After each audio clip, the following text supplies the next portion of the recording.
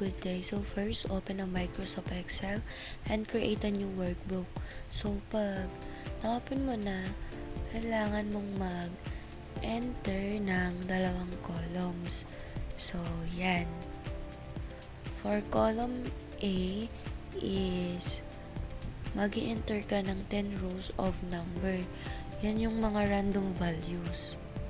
And for column B naman is kailangan mo din mag-enter ng 10 rows of text naman, like yung mga pangalan ng mga product. So for column A, naglagay ako ng mga number, like yan 120 to 20, ganun, basta mga number.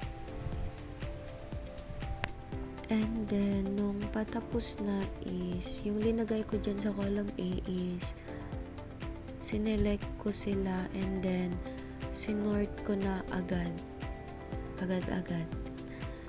Yan. Sort. And then, continue. And sort. So, yan. And then, inayos ko siya. So, center. Yan. And for column B naman is, ang nilagay ko na lang is yung mga laptop, smartphone, headphones, wire mouse, smartwatch, keyboard, tablet, monitor, speaker, and USB flash drive for column B.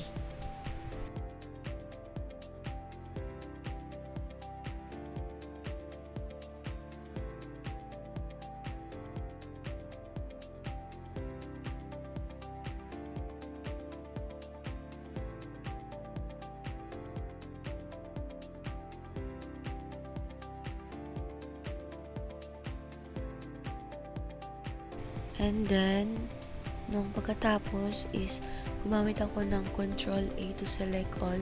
Ngayon, nung ginawa ko kanina sa column A, yung isi-center mo siya. So, yan.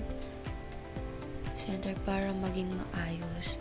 So, next is perform the 4 arithmetic operation, addition, subtraction, multiplication, and division.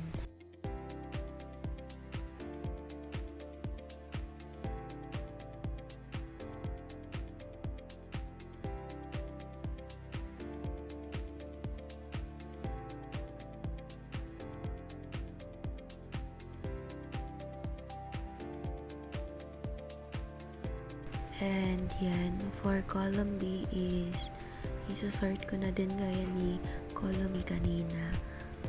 So yan, sort and sort, A to Z and continue and then sort.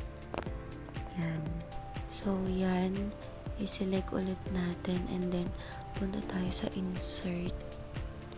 And then, dito na tayo mag-recreate ng chart using the values from column A. Yan.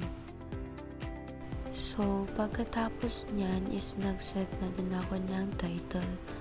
And then, linagay ko na yung full name ko. And yan, that's it guys. Thank you.